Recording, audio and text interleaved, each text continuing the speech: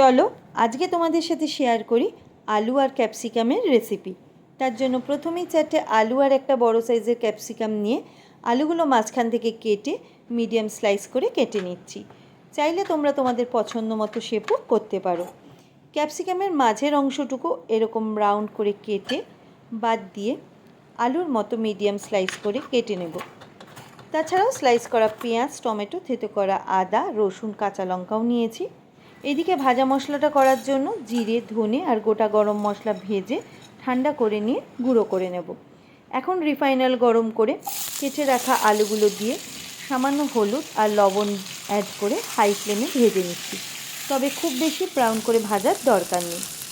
বেঁচে যাওয়া এই তেলেই ক্যাপসিকাম, পেঁয়াজ আর টমেটোটা 2 থেকে 3 মিনিট নাড়াচাড়া করে তুলে নেব, যাতে বেশি ভাজা না হয়ে যায়, হালকা ভাজা হলেই হবে।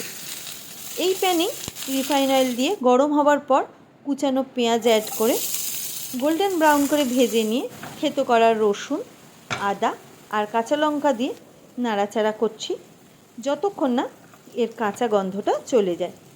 এবার টমেটো কুচি দেওয়ার পর হলুদ গুঁড়ো, রঙের জন্য লাল লঙ্কা গুঁড়ো, গোলমরিচ গুঁড়ো আর লবণ অ্যাড করে মশলাটা নাড়াচাড়া করে নিচ্ছি। যাতে পুড়ে না যায় তার জন্য সামান্য জল দিয়ে কিছুক্ষণ আরও কষিয়ে নিতে হবে।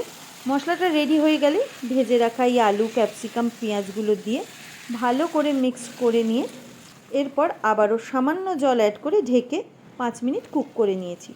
5 মিনিট পর আলুগুলো সেদ্ধ হয়ে গেছে।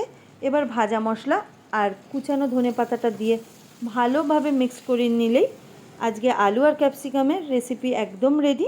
তোমরা চাইলে লাঞ্চ এবং ডিনারেও এটা করতে পারো।